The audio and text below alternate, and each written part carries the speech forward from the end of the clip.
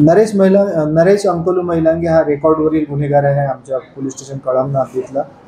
आणि 2012 पासून तो घरफोडी, चोरी, वाहन चोरी यासारखे गुन्हे करत आहे आणि जवळपास 100च्या वर त्याच्या विरुद्ध गुन्हे दाखल आहेत.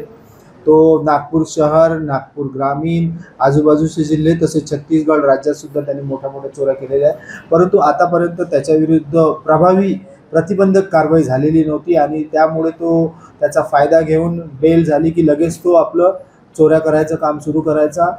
त्यामुळं समाजात सुद्धा त्याचं एक भीतीचं वातावरण त्याच्याबाबत निर्माण झालेलं होतं. आमच्या पोलीस स्टेशनला त्याच्याविरुद्ध त्यांनी आमच्या पोलीस स्टेशन हद्दीत घरफोडी केली आणि आम्ही त्याला त्या गुन्ह्यात अरेस्ट केलं आणि त्यानंतर आम्ही MPDA ॲक्ट अंतर्गत त्याला स्थानबद्ध करण्यासाठी प्रस्ताव तयार करायला सुरुवात केली.